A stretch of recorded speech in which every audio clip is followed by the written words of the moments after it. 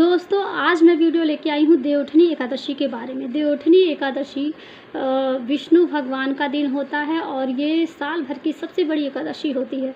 इस दिन तुलसी विवाह कराया जाता है क्योंकि सालीराम विष्णु जी का एक रूप है जिससे तुलसी जी का विवाह हुआ है, तो उस दिन इसीलिए किया जाता है। ये विवाह शाम को आप करा सकते हैं, दिन भर निराजल व्रत रह सकते हैं या आप फलाहारी खाकर भी व्रत रह सकते हैं और शाम को तुलसी विवाह कर सकते हैं।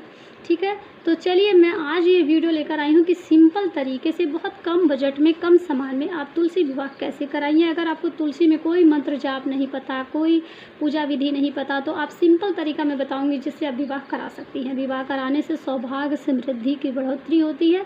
अगर आपके घर में कन्या है तो उनका विवाह भी जल्दी हो जाता है। तो चलिए वीडियो स्टार्ट करते हैं। तुलसी विवाह कराने से पहले तुलसी जी की और विष्णु भगवान या सालीराम जी की फ़ोटो रखिए। दोनों लोगों को गंगा जल छिड़कने के बाद दोनों लोगों को हल्दी लगाइए। उसके बाद थोड़ा सा नई कीप हो आपके पास मेहंदी की तो थोड़ा थोड़ा दोनों लोगों को मेहंदी भी लगाइए, क्योंकि शादी से पहले हल्दी मेहंदी होती है। तो ये नॉर्मल चीज़ें हैं, कम से कम आप जितने पत्तों में लगा सकते हैं तुलसी जी के पत्तों में हल्दी लगा दीजिए। 11, 21, 51 जितना भी लगा सकते हैं, आपके टाइम के अनुसार है, तो आप जितना भी लगाना चाहिए हल्दी लगा दीजिए। थोड़ा जड़ों वगैरह में भी लगा दीजिए और विष्णु जी को भी तिलक हल्दी से कर दीजिए। ठीक है, दोनों लोग को हल्दी हो गया, मेहंदी हो गया। तो चलिए अब शादी का कार्यक्रम शुरू करते हैं। तुलसी जी की शादी में अगर आप मंडप बनाना चाहती हैं तो बहुत बेस्ट तरीका है बिना एक पैसे खर्चा किए। अगर आपके पास गन्ना अवेलेबल हो, क्योंकि एकादशी के दिन गन्ना चूसा भी जाता है, शुभ माना जाता है, पूजा में भी प्रयोग करनी चाहिए।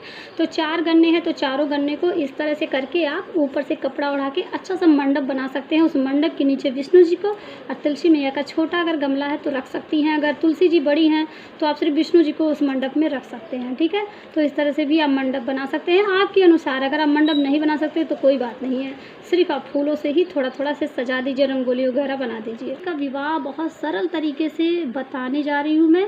आप लोग चीज़ें नोट भी कर सकते हैं, छोटी छोटी चीज़ें लगेंगी जो कि ज़रूरी है, उन चीज़ों की व्यवस्था तो आपको करनी पड़ेगी। तो जो सामग्री है वो क्या है, 16 श्रृंगार का चीज़, साड़ी वस्त्र और 16 श्रृंगार की चीज़ें। आप छोटा मोटा, आप छोटा बड़ा जैसे आपकी व्यवस्था हो, 16 श्रृंगार की चीज़ें इकट्ठा कर लीजिए। तुलसी जी को चढ़ाने के लिए पीला वस्त्र एक रख लीजिए, कृष्ण भगवान विष्णु जी को, सालीराम जी को चढ़ाने के लिए कुछ भोग की मिठाइयाँ वगैरह मंगा लीजिए। तो ये आप एक दिन पहले मंगा सकती है। माता जी को लाल चुनरी मंगा लीजिए, जनेऊ जोड़ा मंगा लीजिए विष्णु जी को पहनाने के लिए, ये हो गया। और बाकी 2 जयमाल बना लीजिए। आप घर पे भी फूलों का बना सकती हैं और मार्केट से भी आप ले सकती हैं। ठीक है, तो इतना चीज़ तो होना चाहिए, बाकी और चीज़ें बहुत ज़रूरी नहीं है, इतनी प्रमुख चीज़ें हैं। और सिंदूर भी होना चाहिए, नया सिंदूर पीला। ठीक है, पीले कलर का ही सिंदूर शुभ माना जाता है।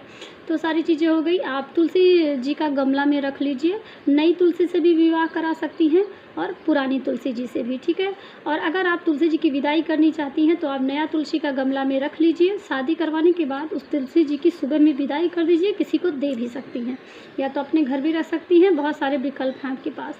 तो तुलसी जी को गमले के सामने आप पीला वस्त्र बिछा के विष्णु जी की फ़ोटो, सालीराम जी को रख सकती हैं। दोनों लोगों को गंगा जल से पवित्र करिए, दोनों लोगों को टीका लगाइए, विष्णु जी से छुला के जयमाल तुलसी जी को पहना दीजिए, तुलसी जी को स्पर्श करा के विष्णु जी को पहना दीजिए। तो ये आपका जयमाला का कार्यक्रम हो गया। उसके बाद से आप तुलसी जी का विष्णु जी से स्पर्श करा के तुलसी जी को सिंदूरदान 5 बार सिक्के से 1 रुपये का सिक्का ले लीजिए, तुलसी जी सिंदूर उसमें उठाइए और विष्णु जी से छुला के सालीराम से जिसकी भी फ़ोटो आपने रखी है तुलसी जी को 5 बार जड़ में लगवा दीजिए और सिक्का वहीं जड़ में दबवा दीजिए। ठीक है, ये हो गया, सिंदूरदान हो गया। अब कलावा लीजिए, उसे 7 बार विष्णु जी को तुलसी जी को लेके 7 फेरा होता है, उसी तरह 7 कलावा 7 बार घुमाकर तुलसी जी को विष्णु जी को इकट्ठा बांध दीजिए। ये आपका 7 फेरा संपन्न हो गया। दोनों लोगों को दीपक जलाइए, धूप दीप दिखाइए और भोग लगाइए। भोग में तुलसी दल डाल दीजिएगा। ठीक है, मिठाई वगैरह, तुलसी जी को 16 श्रृंगार चढ़ा दीजिए, विष्णु जी को भी चढ़ा दीजिए। उसके बाद आरती कर लीजिए दोनों लोगों का। हाँ, और जो भी उनसे क्षमा याचना मांग लीजिएगा कि अगर इस विवाह में मुझे कुछ भी ज्ञान नहीं, कुछ भी पता नहीं, मेरे श्रद्धा थी इसलिए मैं करा रही हूँ, जो भी मुझसे भूल चूक हो, तुलसी मैया, विष्णु भगवान, सालीराम जी मुझे क्षमा करिए, मेरी भी सौभाग्य में वृद्धि करिए, सुख संपत्ति वैभव की कभी ना कमी हो। इस तरह से आप मनोकामना कर सकती हैं। ठीक है, सारी चीज़ें हो गया। आप चाहें तो कलसा भी रख सकती हैं और अगर नहीं रख पाती हैं तो कोई वो नहीं है। सिंपल तरीके से मैं बता रही हूँ, बहुत ज़्यादा तामझाम नहीं। ठीक है, अभी तो मतलब विवाह जो होता है जिस तरह से चाहें तो कितना बड़ा कर सकते हैं, छोटे आप कपड़े का दान करिए, कोयछा भरिए, वो सब आपकी अलग की व्यवस्था है। पर इतनी चीज़ें जो मैंने बताई, इन चीज़ों को करके भी आप शादी विवाह संपन्न कर सकती हैं। रात भर के लिए सब चीज़ें वहीं छोड़ दीजिए, सुबह में उठा के आप सब चीज़ें हटा लीजिए, चुनरी ओढ़ाने रहने दीजिए, कलावा भी आप हाथ में बांध सकते हैं या फिर वैसे तुलसी जी में ही लपेटा पड़ा रहने दीजिए। और प्रसाद वगैरह सबको, मिठाई शादी का रहता है तो भोग सबको बांट सकती हैं प्रसाद अपने घर में।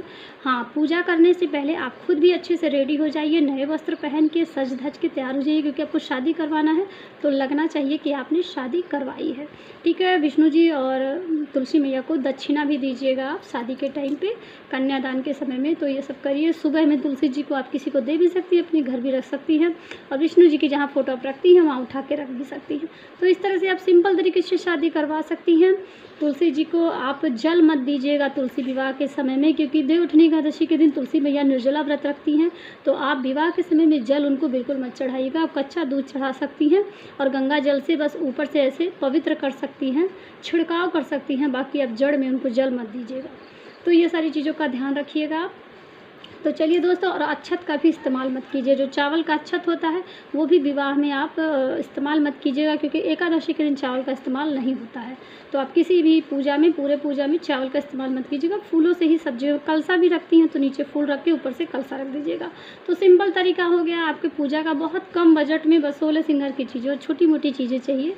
इस तरह से भी आप विवाह कर सकती हैं। तो वीडियो अच्छा लगेगा तो लाइक कीजिएगा, शेयर कीजिएगा, कमेंट कीजिएगा। और भी एकादशी से वीडियो रिलेटेड शॉर्ट वीडियो छोटे छोटे क्लिप में मैंने अपलोड किए हैं, आप लोग वहाँ जाकर चेकआउट कर सकते हैं। तो आज के लिए इतना ही, मिलते हैं अगले वीडियो के साथ, तब तक के लिए नमस्कार।